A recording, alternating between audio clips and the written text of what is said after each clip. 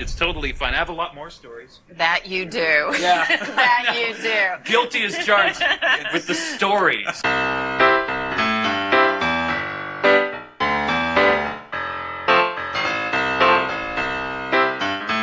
Hey-o! Welcome once again to I've Got Something to Say. I'm Chris Whiting. Thank you so much for tuning in, streaming, downloading, however it is you choose to listen to this podcast. I appreciate it. This week's episode is titled Love Vomit. So, I apologize if you can hear my voice sounding a little different. I'm suffering from a bit of a head cold. I do have some cold medication in my system, so that's helping a little bit, but I feel like my head is full of fiberglass insulation. And yesterday, which was a Sunday, I was at home and I felt terrible. It was actually Super Bowl Sunday, by the way, just for a frame of reference.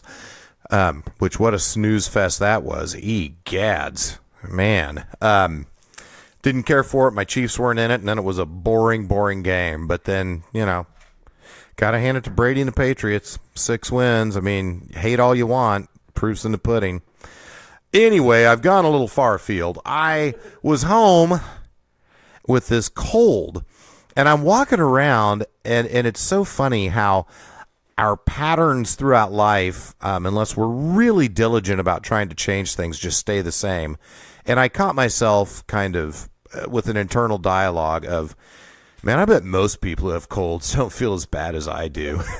Which goes right back to whenever I was a kid and I was sick, no matter what it was, I would feel so sorry for myself, and I would know that nobody had ever had a sore throat as bad as mine, and nobody had ever had the stomach flu as violent as mine, and just totally spiraled down into feeling sorry for myself. And so I chuckled to myself a little bit and thought, you know what, I bet most people have experienced a cold as bad as this one. And you know what?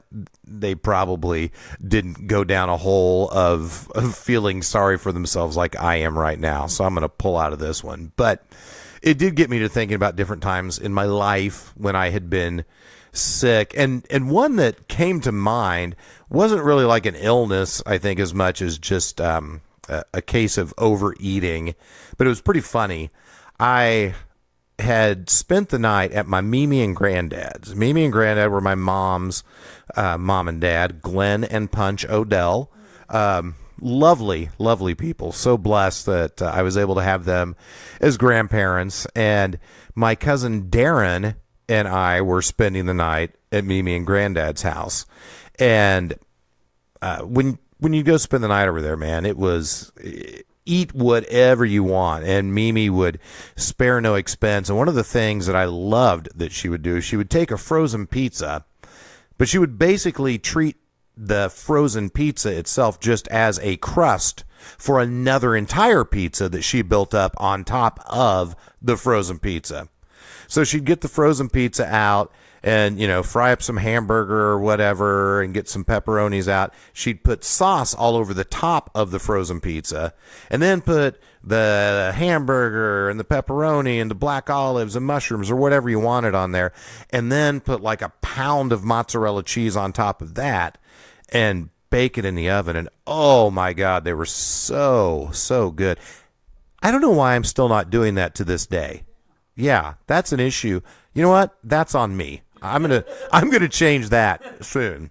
So we're over there spending the night. We're eating the pizza and cookies and God knows what all, just having a grand old time. And I'm gonna guess that we were probably 10 and 11. I was 10, Darren was 11, somewhere in that neighborhood. Now, Darren and his mom and his sister lived across the street from Mimi and Granddad.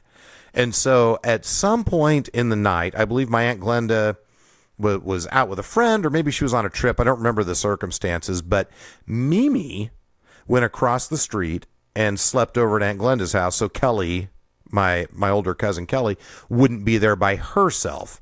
So then it was me and Darren and Granddad left over at Mimi and Granddad's house. And we always got to stay up late, so that was cool. So we stayed up late. We stuffed ourselves.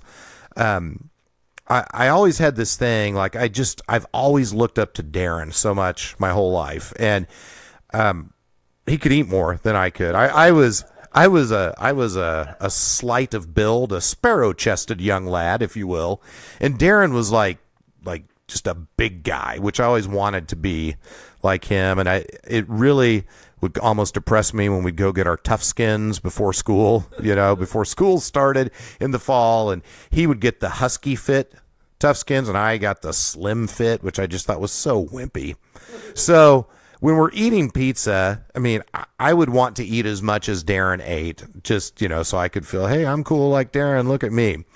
So net, I ate a little bit too much of this amazing frozen pizza that Mimi had made for us. Now, Mimi had left the house, as I said, so Granddad was sleeping in the back bedroom in his bed.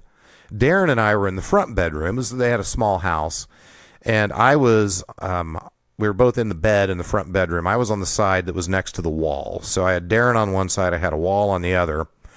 I woke up and my tum-tum felt a little rumbly.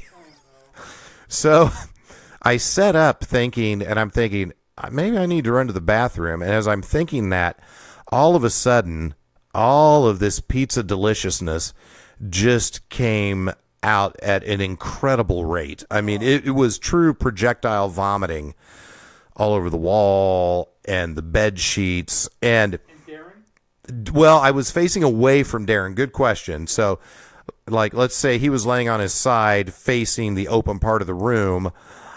So he had his back to me, and I had vomited on the bed between myself and the wall.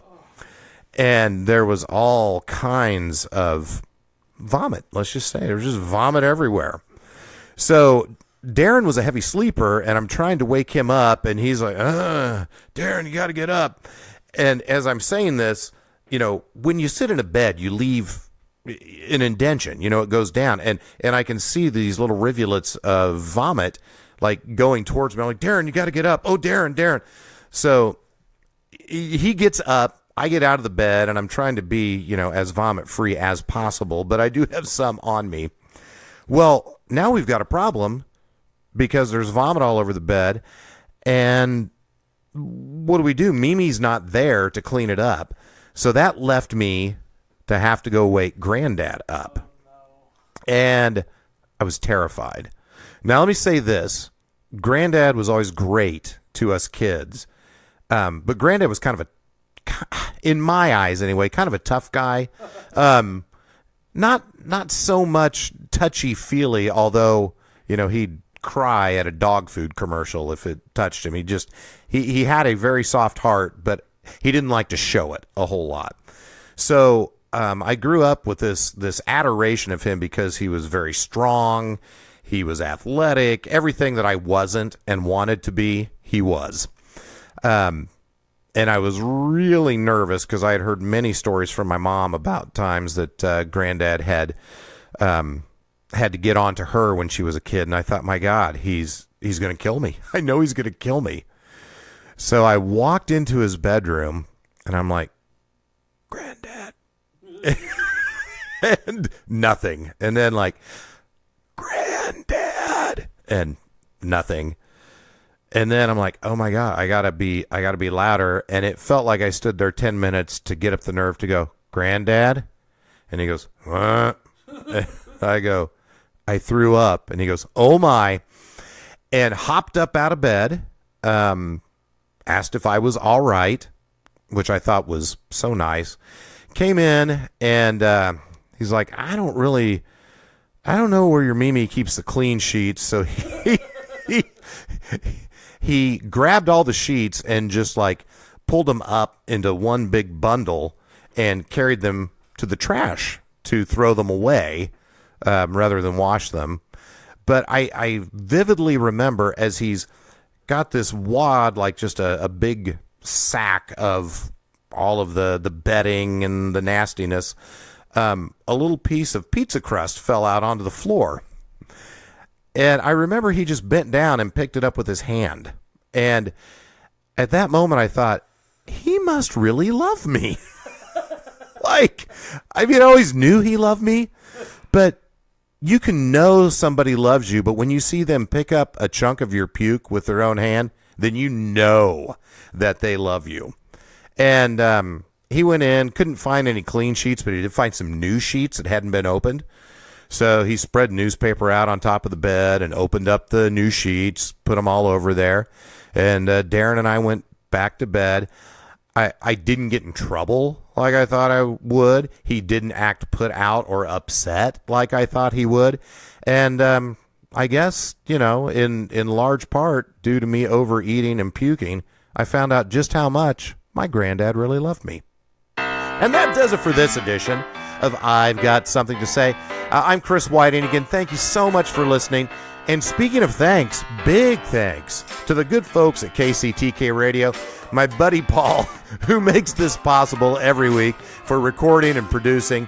And to you, the loyal listener, thank you so much. I will talk to you next time.